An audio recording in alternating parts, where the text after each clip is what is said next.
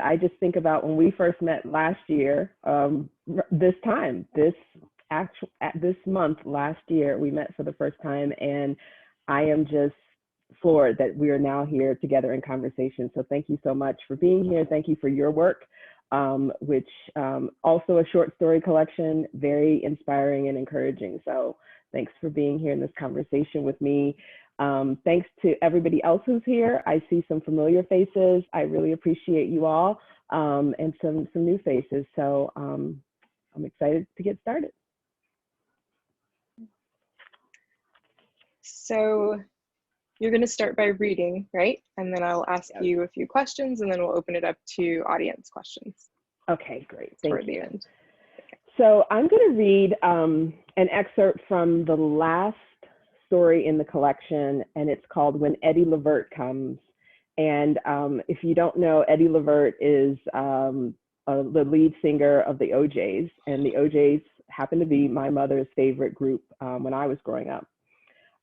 Just to give you a little context for this excerpt, the main character, her nickname is Daughter, and she's a woman who is taking care of her elderly mother whose memory has faded. But it's complicated because Daughter's mother treated her harshly when she was growing up, and didn't treat her brothers harshly. So there was definitely some disparity there, but Daughter is now her caretaker. And in this excerpt, Daughter is remembering a time from her childhood.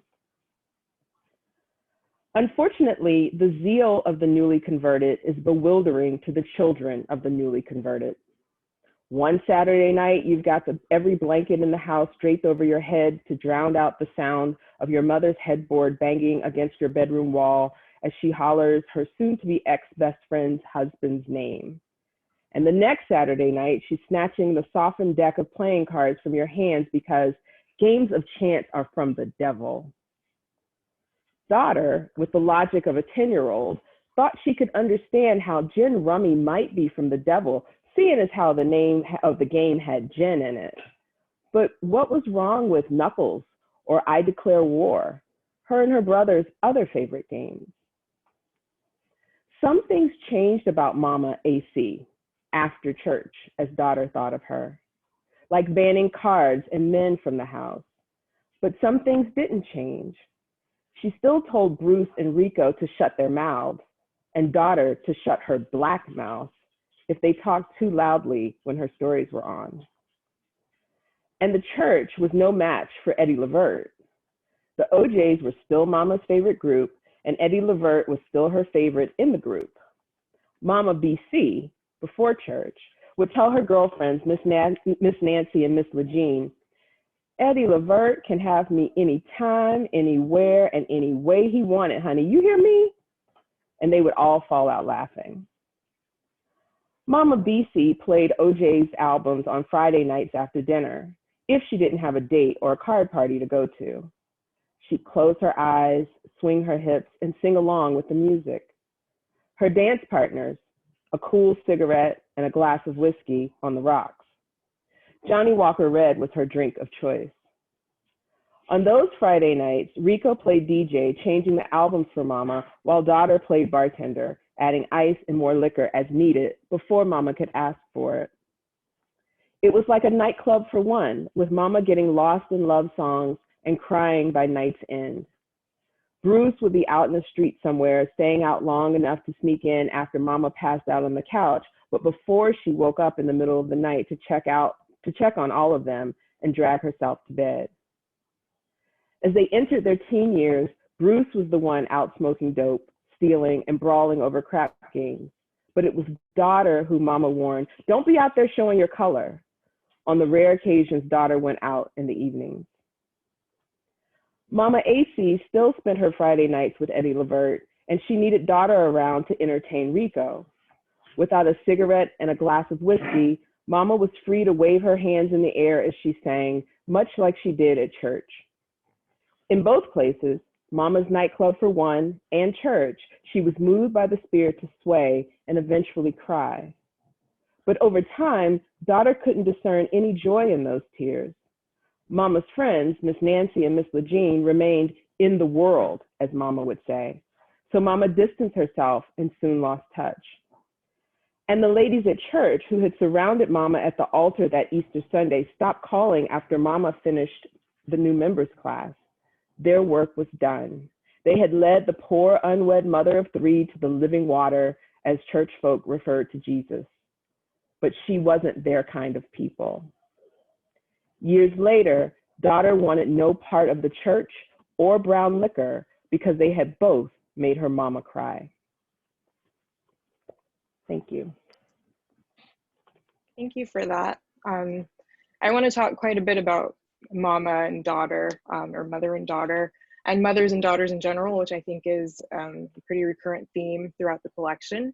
But can we just start with how you came to the theme of church people in general and the secrets that they're all holding? Because every single person in here has a kind of major secret, and most of them have to do with sexuality in some way or another, but there are other layers of secrets as well. So how did you come to this idea? So initially it was a bit subconscious. I think I had my own church girl, church lady stuff to work out, but as is often the case, I couldn't articulate. I couldn't have told you that. It's just that when I started writing fiction, I, didn't start with short stories. I wanted to start with a novel, and a couple of novels. And in all of those novels, there was someone who was in the church, usually older than I was at the time. This was when I was in my late 20s, very matronly and very dissatisfied. So I was kind of, working out my own stuff there. And I think the presence, their rootedness in the church came from my own rootedness in the church, even though within a decade of me starting to write fiction, I was no longer, in the church, but the church was still in me. And so it was just coming up in these narratives, but I, at that time, wasn't thinking, oh, these are church lady stories.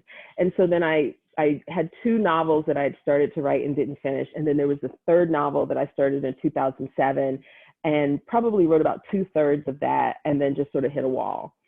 And then I shifted my attention again to short stories and started reading them at different events. And my agent would come to those events. And after one of those events, she said, I know you're on a little hiatus from that novel, but maybe in the meantime, you could make a collection with these church lady stories because they're really good. And I hadn't thought of them as church lady stories. I wasn't being intentional. But once she said that, it felt less daunting to write not that it's easy to write a collection of short stories, as you know, but in that moment, that felt less daunting than finishing this novel. And so I got really intentional then about a collection of stories and making sure that the stories either had a church lady or someone who I call church lady adjacent in the story, where the person is influenced by someone who is rooted in the church. And so wanting to get something done was the motivation to make that happen. So to finish I understand something. that motivation. Yeah. Yeah, that can be a big boost, is just needing something finished finally. Yes. But yeah. I like the way that you came to the theme. And I think it's interesting that we see a variety of church ladies, but as you said, almost all of the stories are anchored by a sort of older woman who's dissatisfied in one way or another, or sometimes multiple older women who are dissatisfied in some way or another. Would you say that the book or the stories taken together as a sort of story cycle are critiquing the church, or that they have a different goal? And I also kind of wonder about what denomination most of these characters are settled into, because there's a mention of Baptist, at least in one story, but are they all sort of imagined as Baptist, or are there other denominations you're considering as well? Yeah, I would say everybody's Jesus is evangelical, like they're not Presbyterian or Episcopalian, but they're the churches I grew up in. So there's Baptist, Pentecostal, AME, those more conservative Black church traditions and denominations. But then to answer your first question, gosh, I'm blanking here for a minute. Can you bring it back? Because I got caught up on the denominations. It was just do you think the book as a whole is trying to critique the make church. it a critique of the church? Yeah. Or is it more of a kind of hypocrisy that's underneath? Or is it just about secrets in general that everyone has? I think the critique was just sort of baked into it, but that was not my impetus. That's not the part that I find most interesting. The part I find most interesting is the lack of freedom and the small spaces that are created for women, the confinement on all of these restrictions and what we're supposed to do and what our choices are. So it was the lack of freedom and that dissatisfaction you talked about. Those were the bigger drivers. And I think that when we talk about those things, we implicate the church by just naturally, you know, it's in some stories, it's spoken, it's very explicit. Like in Eula, they actually start talking about scripture and you know, interpretation and things like that. And then in others, it's sort of a more implicit critique. But there was no point where I was thinking to myself, you know, these are the things about the church that, you know, need to be critiqued. And there are many things. It was more thinking about these women's lives and how they were constricted, and how, you know, other women could play a role in that limiting and reinforcing those limitations. And so what happens when we live under the church's thumb, and what happens when we push our way outside of it? What does that look like? What do we lose when we do that? What do we lose if we don't push back? Those were the kinds of questions that I was primarily interested in. But there were moments when I was writing stuff and I would think, yeah, you know, this is not a church. This is not a book for Black church. I have no delusions about, you know, how the critique would be received, but I didn't let that hinder me. You know, I just said what I felt like needed to be said, and that the things that so many of us are struggling with, sometimes we haven't even named it. And so some of the stories were kind of experiments in naming these things. And I've heard from some readers like, yes, that's exactly what it was like, or, you know, I never thought about that, or I thought I was past that thing that, you know, that I've been dragging around from church, but it's still very much impacting my sex life. It's impacting my marriage, you know, it's impacting my health. And so, you know, the church gets implicated, not necessarily by design, but just happen, you know, just it's in the natural course of things.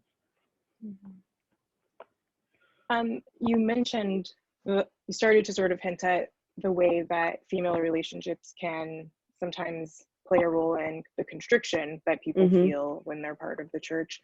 But there's also a lot of space in the collection for female relationships that open up Mm-hmm. freedom and that help people find their way out and find their coping mechanisms with the Mm-hmm. damage that the church has caused. So Mm-hmm. can you say a little bit more about some of those relationships? There are mother-daughter relationships, there's Mm-hmm. some queer relationships between women. Mm-hmm. There's lots of focus on female friendship as well, Mm-hmm. and how you approached all of that. My relationship with my mother is definitely, she's passed away, but that was the defining relationship of my life. And so, believe it or not, it wasn't until I turned the book in, I was like, there's a lot of mother-daughter stuff in there. I wonder why, you know, it's because I'm still working that stuff out. My mom passed away in 2005. So there's that piece of it. But my relationships with other women have absolutely sustained me, have guided me, and continue to this day to be just a lifeline. And so I think it was kind of inevitable for those relationships to show up, you know, messy and complicated, but as you said, many times sustaining and edifying. And so I think in that respect, those relationships kind of mirror, you know, what has kept me afloat and kept me here all this time. Yeah. One of the most interesting relationships between two female figures, they're both very young. I'm hesitant to call them women, but it's in Jael. Mm-hmm. And Jael's one of the most jarring stories as well, I think. There's so much complexity in naming and 7 generations of naming, by choosing sort of randomly a female name out of the Bible by sticking a finger on it. And then the significance of her own name and her story becomes very, very important by the time we see the arc in that story. And I almost think of it as a kind of anchor story in the collection, because it comes toward the end, but it feels like its themes are one of the drivers of all of the stories. Can you say more about how you came to the decisions in that story without necessarily spoiling what happens? Yes. I'm thinking about what you said about it being an anchor and kind of a driver, because even though Jael is the youngest character in the book, in many ways, she is one of the bravest. She is one of the toughest.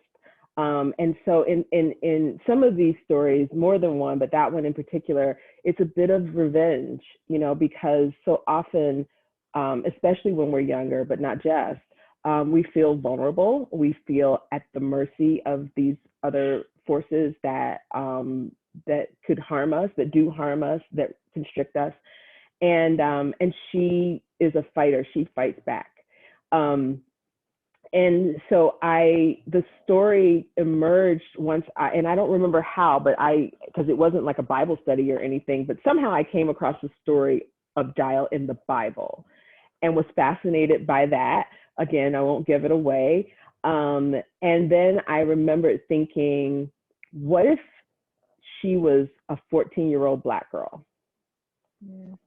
And then, you know how the story ends. So that I kind of started with that what if, and then it worked my way to the end. And I interviewed Karma Maria Machado years ago, and she described her writing process of stories as solving a math problem. And I felt so seen when she said that. And that was like that for me. It was like, okay, what if she's 14 and she's Black, and somehow this thing happens at the end? Who is this girl? And then I was raised by my grandmother, and I was like, okay, what if she's raised by, it started as her grandmother, but then when I had all of the pieces about the generations, I realized that it was her great grandmother, because I'm a big fan of a movie that was one of my mom's favorite movies, The Bad Seed. And so that's one of my favorite movies too. We have to talk about that scene. Sorry, go on. But so now that you know that, think about Jael. And so I needed the curse to skip a generation. So if the curse skipped a generation, then, it made it the great grandmother. I don't remember my logic there, but, I set that piece up. So it's like, we got the bad seed, and then we got this Bible story and this 14-year-old girl. And I saw her, I saw the neighbor, and he looked like Morris Day. And so that made me think about Prince and Purple Rain. So that's what got us to 1984. So when you add all that up, you get Jael. That's so cool to kind of reverse engineer how you constructed the story, but to also think of it I'm not a mathematically minded person. I think with my artistic brain completely. Okay. And that's not how I create stories, but I love that those what ifs and all of those different literary allusions led you to this character, because she's certainly, I think, a standout character in the collection. And I consider myself a sort of biblical scholar of some sort. I grew up in Christian school my whole life, and I grew up in the church, very strict denomination, Kojic, which if you don't know is rough, the Church of God in Christ. Bless you. One step away from playing with snakes. Just one step away. And so Jael's story was not one that I ever knew of from the Bible. I've never heard that from reading about Deborah or Deborah or any of that. It's not one that I'd heard. And so I was shocked. But now that you link it back to the Bad Seed and William March, and that the way the male gaze is working in that story on Jael, but also her grandmother's gaze, and then Jael's gaze on Sweet Sadie. She has a crush on the pastor's wife, which is another interesting thing going on. It makes it just so much deeper. I want to reread it immediately. Not to take things too off track and make it about me, but The Bad Seed was on in the hospital room while I was being born. So it felt like an omen to my mother. Yeah. And it's one of our favorite movies. We talk about it all the time. I can quote it like this. I could imitate any of the characters. And I've taught the William March novel, which is much more perverse in the way that Rhoda interacts with Leroy. So it's it adds a lot more depth to the way I'm even thinking about Giles, just hearing that it was inspired in part by the Bad Seed. So yeah, that movie, my mom would, you know how back when you had to schedule to see things, and so we'd see in the TV guide that it was coming on, and we would plan to, you know, to watch it together. And it was, each time it was like seeing it for the first time. And so again, these things, you know how it is, like they stick with you and they show up places, you know, later. Ingo Danker, that's the grandma's name, that where it skips a generation, this drive toward death. I remember. But moving on from Giles, I'm interested also in how you approach characterization in general, just because the church lady feels like a sort of stock character that we can picture. We were talking before we went live about church hats and the sort of attire that we associate with a certain kind of Black church woman. And I wonder how you avoided creating what felt like, or what could feel too much like simplistic characters we already know. How did you approach characterizing each one so that even each church feels like a different space, and each church hurt feels like a different hurt for the women in this book? So there's that kernel of dissatisfaction that we talked about. And so, you know, yes, they're all going to be dissatisfied, but they're dissatisfied about different things. So I think that drove some of it. Some of those stories are set in the present, some are set in 1984. So, you know, different cultural forces and experiences are, you know, are factored in as well. And then the women or girls are all kind of in a different place in their relationship with the church, right? And so some of them are outright, you know, rejecting it or turning, you know, or they're being rejected by it. I'm thinking about Snowfall, for example, you know, and then there are others like in Eula where they're still in the church, but still critiquing from within, you know, or sort of, you know, brushing up against it, or there's a phrase that I'm looking for, you know, not being boxed in, but they're still part of it, but still chafing. That's the word, you know, so they're kind of chafing from within.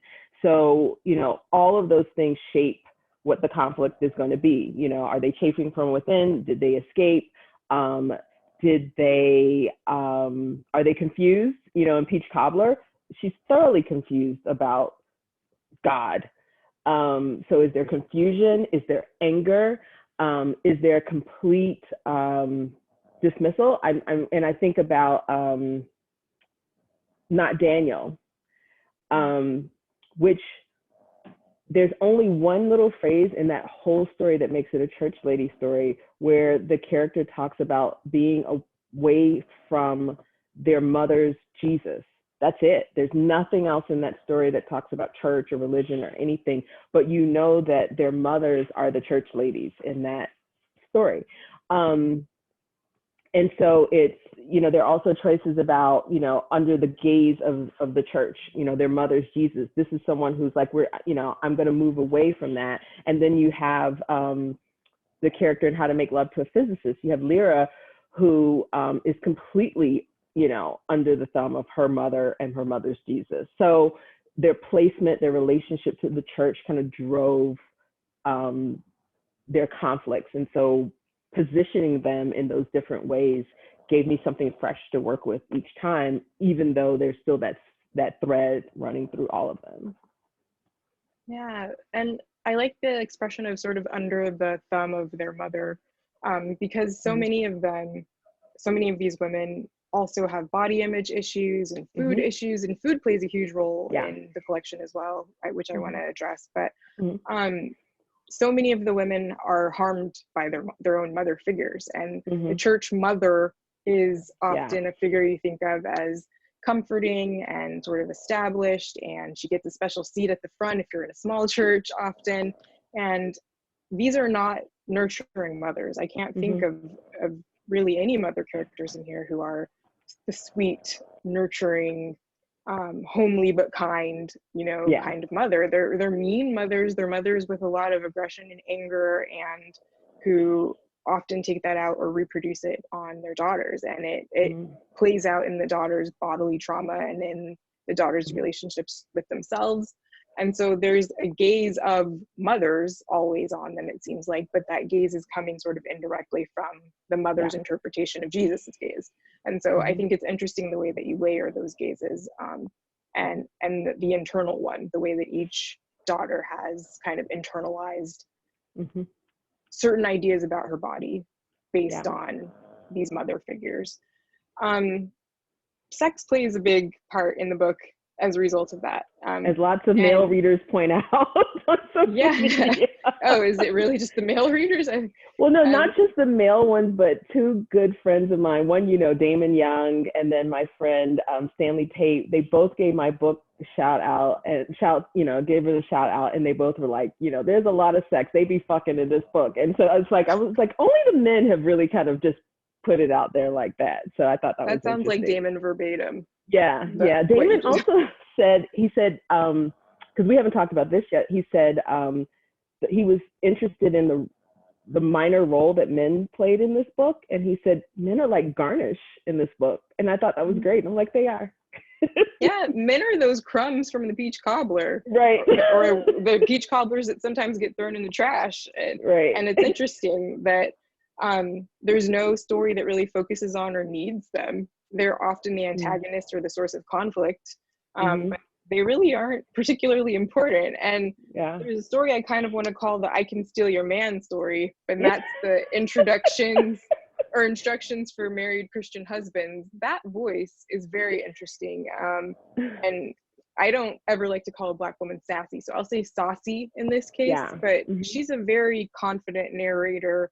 And I almost wondered if she was the same narrator from Peach Cobbler when she talks about how she, you know, makes the best peach cobbler and she grew up watching her mother take the crumbs from another woman's house. And were those two stories intentionally in conversation, and is it possibly the same character? So I can say this to you because you're a writer, and you know, writers say this, and I think people want to call bullshit on us all the time, but I didn't realize it until it happened. I'm writing, and she said that thing she said about the peach cobbler, and I said what other readers have said, which is, it's her, that's her.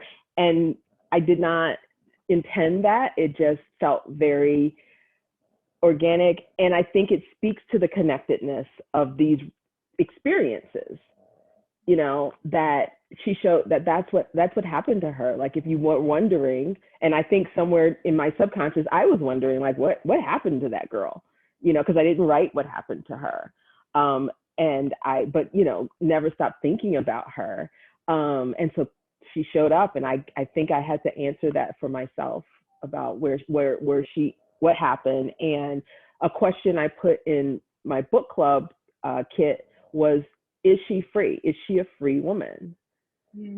I don't know the answer to that, but I wanted the girl in Peach Cobbler to become free, and I don't know by whose definition does she consider. I think she would say she's free, given the voice and all that, as you were saying. So I'm sorry, you had a question. I hijacked you. Oh, I think you answered the question. Okay. I would say she thinks she's free. I don't know if she's free. I think that's an important thing to think about. She's still living her life according to or in response to a male gaze and a church gaze.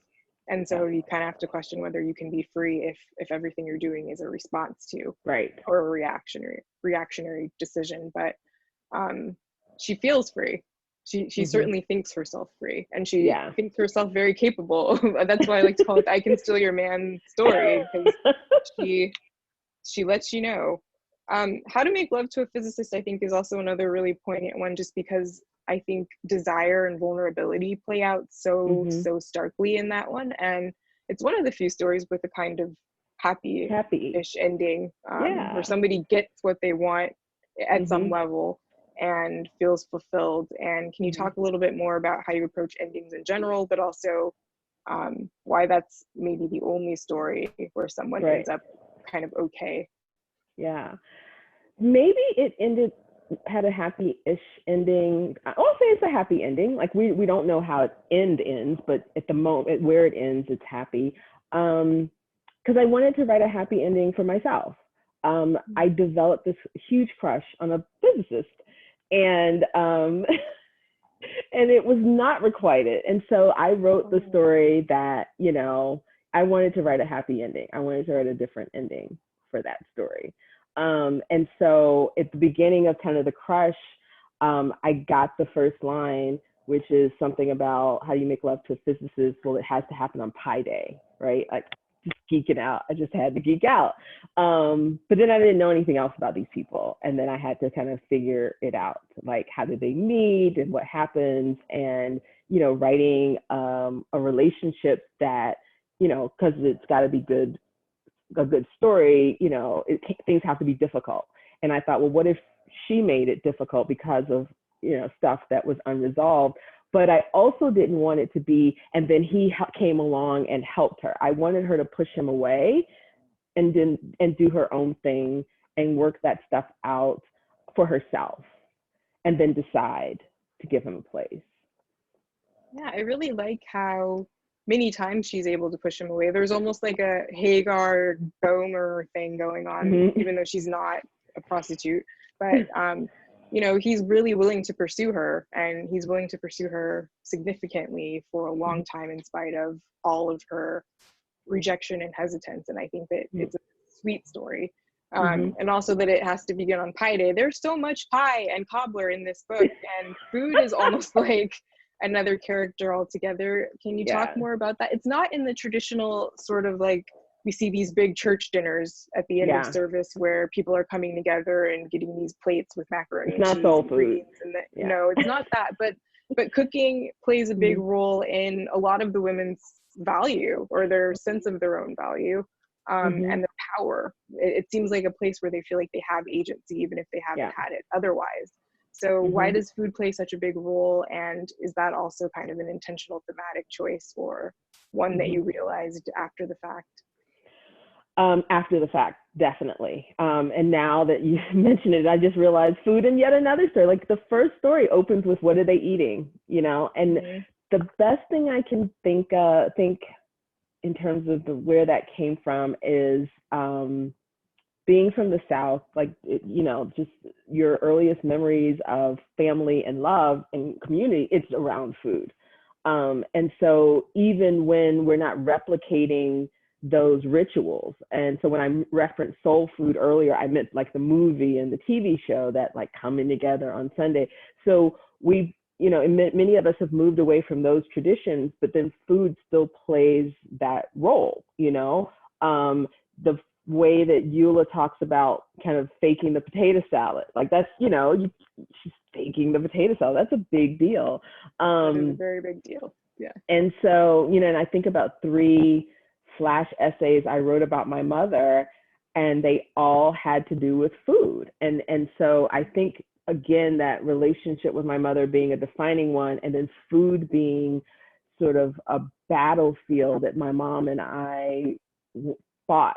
Oh, you know, we were never fighting about the food itself, but it was the sort of my way versus your way. And in many ways, my mother saw my different ideas about food as a rejection of her and our family and our culture, because I didn't want to mix the spaghetti with the sauce, right? And so I think I probably spent or you had to make the potato salad a certain way, and you had to cut the bell peppers and onions, you know, a certain size. This is my mother. And so I think that was me working all of that stuff out that I was still, you know, carrying with me. And so in these stories, food can be complicating, one of the complicating factors in the story, but it can also be comfort. It can be celebratory. And so you know, not intentional, but I think that was my way of revisiting those food memories and those, you know, food as relationship. And that just looms really large for me, just like the mother-daughter stuff, just like the church stuff. Yeah. So much I could ask you. I am interested in going back to the sex question of how do you write the sort of erotics of church people without fear of offending the church people. It's clear that every church person has a sexuality. That's part of how you make other church people, right? You make other Christians. You guys are reproducing, so we know. Yeah. But it's interesting to see your approach to writing it, because nothing is actually graphic, but eroticism plays a huge part in, I would say, almost every single story, if not every story. And we start there right from the beginning with these two women who are in a relationship that is unbalanced, at least in the way that they're seeing them. And we end there in a way. The mother has been waiting for Eddie Levert her whole life, and for very specific reasons, but the daughter finds some freedom with her own man. And so how do you write these scenes in a sort of literary way, but also were you concerned at all about offending the sort of church folky audience, even though they're not the intended audience? But you know that anyone who sees a book called The Secret Lives of Church Lady who is a church person is going to want to look at this book. Right. And there's someone who's interested in it, who's really churchy, and I'm like, ooh. And so I don't warn people, you know, because I don't feel like that's my job. And I knew that no matter what, just broaching the subject at all was going to be upsetting to some people in the church, and that they might be offended. And so I figured I might as well just do what I want to do anyway, because, you know, there's no way other than just not writing it that it would be okay with them. And so I might as well just do what I want to do. And then, so I think that you know, I don't think I was ever gratuitous. And I think I hope that I wrote sex kind of the way all of us experience it. And I think in that way, in that respect, I was trying to touch on the fact that, you know, church people have sex just like the rest of us, like have those desires, but then there's that part of some church people where you got to dress up and hide that. And I was very fascinated by that as a child. And so I didn't have a crush on the preacher's wife like Jael, but I used to watch those women and I wondered like about their sex life, you know, like looking at the Sunday school teacher, looking at the ushers and stuff. And that's what I was thinking about in church. Just completely fascinated. Like you said, they have children, so they must have sex. But, you know, do they like sex? Do they, you know, and those are the kinds of things. And I was trying to sort that out for myself as a kid. So I think I approached it as just like anyone, you know, they're just people like anyone else, but for, you know, well, not what we know the reasons. There has to be this sort of pomp and this pretending and this repression and this, what's the word, you know, kind of cloistering of the sexuality. But we know that behind closed doors, that's not always the case. I think if I had to point to another movie influence, the first movie church lady in my memory was Sister Sarah from Which Way Is Up, Richard Pryor. Do you know that movie? No. Okay, let me tell. So you got to watch that. You got to watch it. It is completely, you know, toxic masculinity is on display, but I grew up in the 70s where people took kids to, you know, R-rated movies. I remember seeing that movie as a little kid. And I knew at that time that about these binaries, like there were church ladies and then other ladies, you know, the Madonna, the whore, all of that. And in this movie, Sister Sarah has like 14 kids. She's the pastor's wife and she's all prim and proper, and she teaches music lessons on the side. And Richard Pryor wants to get revenge on the pastor. And so he seeks to seduce Sister Sarah. And she is willing to be seduced. And she's this beautiful, really dark-skinned actor. And there's a scene where she's wearing a white nightgown. And as a kid, watching her dark skin and that white nightgown and knowing that, like, wait a minute, this is something, I didn't know the word sexy, but you know, as a kid, you know that stuff you're not supposed to see. And then church. And so all of that got scrambled up in my head, but I was absolutely fascinated and mesmerized. But what that told me was that this woman lived one way in the world with her 14 kids and her pastor husband, but that she had an affair, you know, and she had a sexual appetite. That stuck with me, you know. So I think when you see those kinds of things when you're little, they just show up again. So worse things could happen, I guess, but I think that was it. I just sort of wanted to present them as having, you know, these fears and maybe some hesitation, but their desires were fully realized. Yeah, I like that. And maybe we should, on that note, open it up to some audience questions. Yeah. Thank you. Well, thank you both so much. I kind of want to just listen to the two of you talk for however long you would like to. I want to have a whole separate conversation about The Bad Seed, also one of my favorite films, but we'll have to maybe save that for later. And vintage cinema in general, because I feel like there's like a whole other thing that could happen there. So thank you for that. And Deesha, before we get started, I just want to remind people to go ahead and type their questions in the chat. I feel like if the audience was like me, I was just sort of just with you there and wasn't really thinking about what else I might want to ask. And Nafissa, your questions were so great, and you got to so much. So yeah, thank you for that. But we'll give folks a minute to type in some questions if they have them in the chat. And while we're giving folks some time, I just want to go ahead and add to the chorus of readers who have told you how much you got about them. Again, not to make it about me, but raised in a Baptist church in Florida, have my own church lady stuff to work out. What you said about, I think a lot of people can resonate with what you said about you being out of the church, but the church not being out of you. There are many times where I found myself in a situation where the words, you can take the Baptist church, you can take the girl out of the Baptist church, but you can't take the Baptist church out of the girl, just sort of, kind of encapsulates the whole thing. And you managed to, in this collection of short stories, and writing short stories well is not an easy thing to do. I mean, every time I encounter a good collection of short stories, I'm reminded about the skill that takes.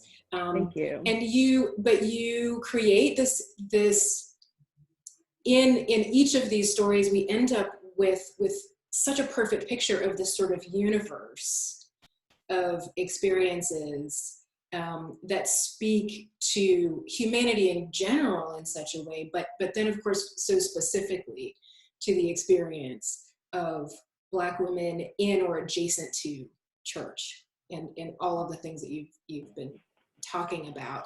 And so I just want to express appreciation for that, and how well it's done, and how it also just, that's not to say that you have to be someone who grew up in the church to identify with this book. You absolutely do not.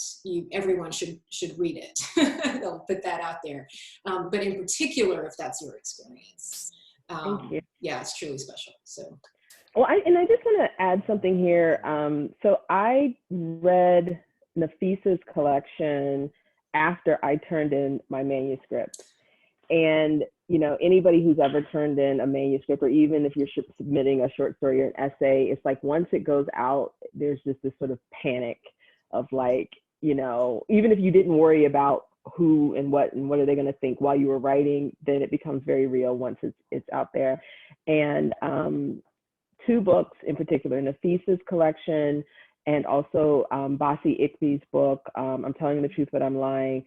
Both of those books gave me so much comfort because there was just so much freedom in them of writing stories and, talking about mothers in really honest ways, about how mothers are complicated and how there are contradictions and all of that stuff. And that whole kind of, what are people going to think and what are they going to say? It just faded. And I just want to thank Nafissa and Basi for that. And I just love having those models of you could be weird, you write stories that were weird about characters that were weird, of people who were messy and imperfect. And these are Black characters, these are Black people, these are Black stories. Let me emphasize that, because talking about confinement, that we're often, there's that question of what is Black literature and trauma porn, and does it all have to be about slavery, and all of those kinds of questions. And I just felt like Nafissa and Basi weren't worried about those questions, so I didn't have to worry about those questions. So I really appreciate that.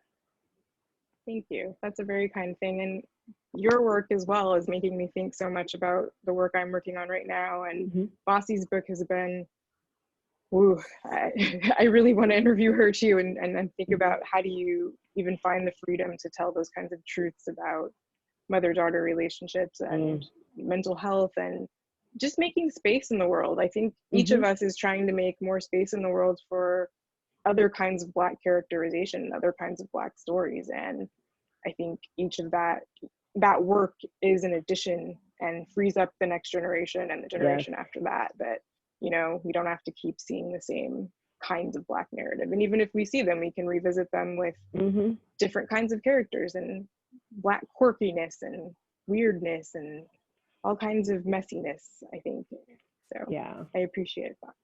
Thank you.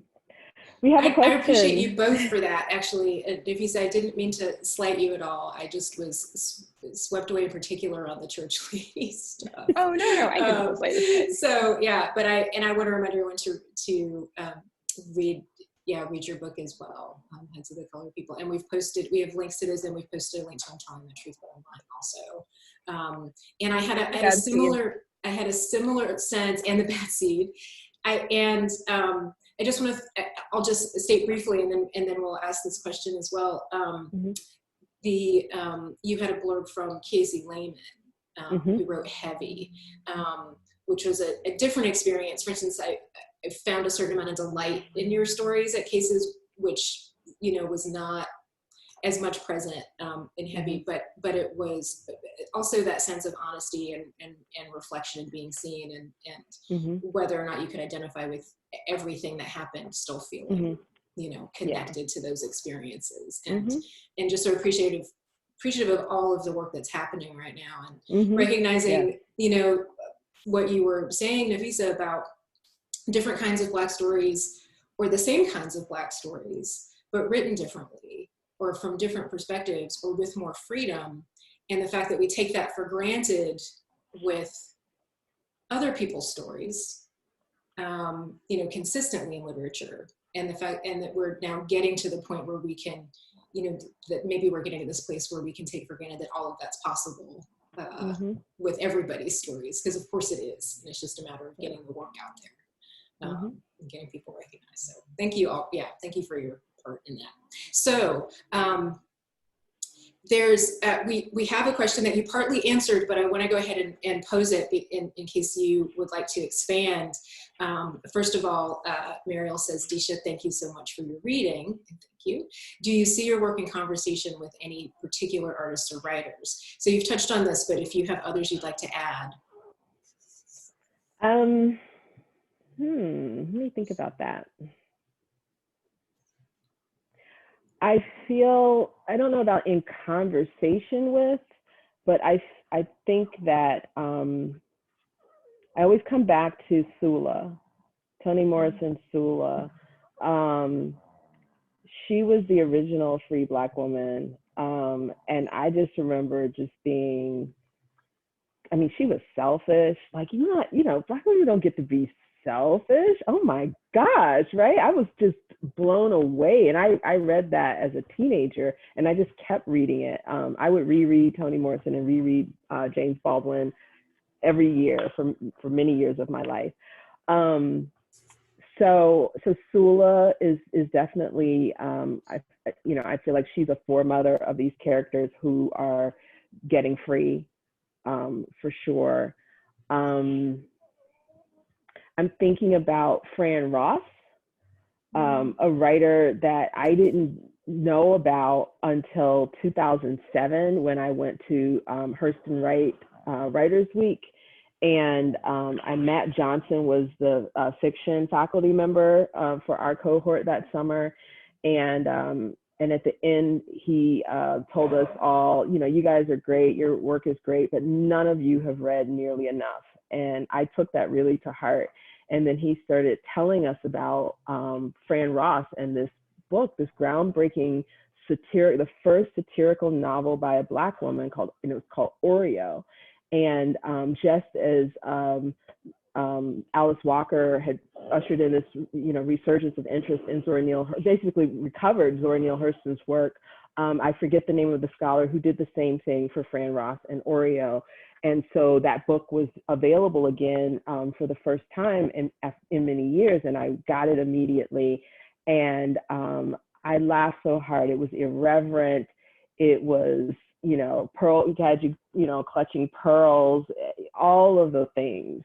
And so, you know, along the way in the 13 years since then, you know, I've encountered these different characters and these different writers, and that drumbeat is, you know, these women are women who do what they want. There may be consequences, but they do what they want. And these are writers who do what they want. In particular, these are Black women writers who do what they want. So yeah, so that would be my answer to that. Shout out to Matt Johnson. He's really good about recommending Fran Ross, and also the best workshop leader I've ever had. He's pretty amazing. Yeah. Thank you for that. I'm with you there as well, because I discovered Oreo, you know, later on, and was completely blown away. So if you haven't read Oreo by Fran Ross, please do so. And obviously, well, I shouldn't say obviously, but read Toni Morrison. You know, do it if you haven't, and if you have, do it again. Same thing with James Baldwin, especially right now. Wonderful, thank you. And we have links for those as well. I'm just going to go ahead and read out, because I think this is a great comment from Derek. Hey, Derek. Hey, Derek. Hey, Derek. I don't know you, but your face has popped up, and I've appreciated your responses to the reading. Deesha, in talking about the 70s and pop culture, where would you place Sanford and Son's Aunt Esther, right, as a church lady, if you were to put her in a story in the collection? Amazing question.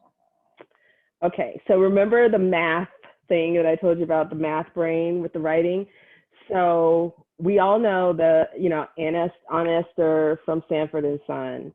But once I discovered August Wilson's work, Aunt Esther is somebody else. So if I were to write a church lady story, it would pull those two archetypes together, and I would play with that. And I would retain the smart humor, because I wouldn't say retain. So I would, but with smart humor, because I feel like Aunt Esther in Sanford and Son was kind of the butt of the joke. And it was about how she was ugly and all of that, and she was not. And so I would want to do a little subversion around that, but keep the humor, but just not at her expense. And then bringing in Aunt Esther from August Wilson, because she shows up in 3 of the 10 plays in his cycle. So you've got some magical realism there. You got some ancestor stuff there. I have a lot of fun. You might have given me a new story. Maybe we write this together, because Derek is a writer as well. Yes. Okay. See, but that's that path. Go ahead. Sorry. Oh, I was just gonna say, I really want this Aunt Esther story. And I want this because she's the butt of the joke, but she also is the punchline. Like her lines are so snappy, and she's always on. And that actress, just her history, there's so much interesting stuff you could do with. Thank you, Derek. You should co-write the story. Thank you, Derek. I'm looking forward to that as well. Sanford and Son. So we need another couple hours, but that's okay. So at 6:59, we're going to get to a couple more questions. I do want to be conscientious about people's time, and we do schedule for an hour. And if you have to head out, please feel free. But I want to ask Deesha and Nafissa, are you okay to get to a couple more questions and go over a few minutes for folks who want to hang out with us? I am. Okay. Thank you. Excellent. Yeah, thank you. So if you need to head out, please do. But if you can stay with us, please do. We'll just take a few more minutes and try to get to a couple more questions. So enjoying your responses and your company this evening. So now that the book is in the world, this is for, well, I'm assuming it's for Deesha, but Nafissa, I would like to hear your answer as well. Do you still live with the characters, or still think about what they would say, or how they would respond? Are those church ladies still in your head? They are, and I mean, this is kind of I'm cheating a little bit. They are mostly because I'm still writing about them, because I'm still talking about them with, now that other people are engaging in the stories. And so right now I'm working on something. Someone asked me to do a playlist, an annotated playlist. So I have 3 playlists. If you go to my Instagram, in my bio, there's a link tree, and there's a book kit. And in the book kit, there are 3 playlists, songs that I think relate to these stories. But I was invited to do where I write about a song that connects to the collection. And so I decided to do 1 song for each story, and then 1 song for the collection as a whole, to give it an even 10. And so in writing about the music, and first I got to choose the songs, because some of the songs I chose, for things from my playlist that exist, but then some of them I was like, what if I chose something different that's not on the playlist? So I've been spending a lot of time thinking about music and these characters. And then as other people read the book and share their interactions with the text with me, or might ask me questions, and I realize, I wonder about that myself, so I'm finding that I have questions about these characters that are being generated by other people because they're engaging with the characters. And so readers are giving me new ways to think about the characters and their situations, and to wonder about them. That's really great to, well, and to hear that you're maintaining a relationship with your characters, and that the people who are reading your characters, their relationship with the characters is informing that relationship as well. Yeah, that's really wonderful. And Nafissa, do you want to speak to that, to how the characters exist in your life once the book is out there? I think they exist still as a kind of shorthand for characterizing other people in the real world. Like I often will go like, that's Randolph, or like, don't be a Kim. The Fatima character, who's in 3 of my short stories, was also for a while the protagonist of a novel I was working on, which I'm still not sure about. So I'm still playing with her in different ways, but they live in my mind just as now kind of almost like TV tropes. You can refer back to somebody as like a Monica or a Rachel or an Aunt Esther, and my own characters have become that for me. So yeah. Your mother's in the story, I forget the title, where the 2 moms, it's epistolary and they're sending the letters back and forth. I think about those moms still. Well, one of them is my mom, so she exists in my life too, very much. Belletra, that's the story you're talking about, and it's about 2 mothers fighting, but my mom is the Monica character, and she's very proud of that. When I tell people that she's a letter writer, she brags about, well, if you thought those stories were funny, you should see the letter I wrote to TSA about patting my hair down, or you should see this other letter that I've written. So she likes being encapsulated in that short story, and I think that's pretty cool. Yeah, that's wonderful. We have a question for you, Nafissa, and it starts with just some general compliments, which I'll read. This is from Doré, forgive me, since I can't hear the pronunciation. A friend told me about The Secret Lives of Church Ladies a few weeks ago. She loved it, and I'm very excited to hear that, because great short stories are hard to find. And then Nafissa, Doré says, I loved Heads of the Colored People. When did you realize short stories were a part of your literary calling? I also appreciate the way that question is phrased, your literary calling. Did you study poetry? If so, does it help with your craft? Thank you for that comment, and for that question. It took me a long time. I think, like Deesha, I wanted to work on novels first. It felt like a more exciting thing. And I also liked the idea that you could work on a novel for so long. And you know, never have to actually finish it. But in academia, you need a book to get a job. So I had to finally finish something. And for me, short stories were easier to approach at the moment.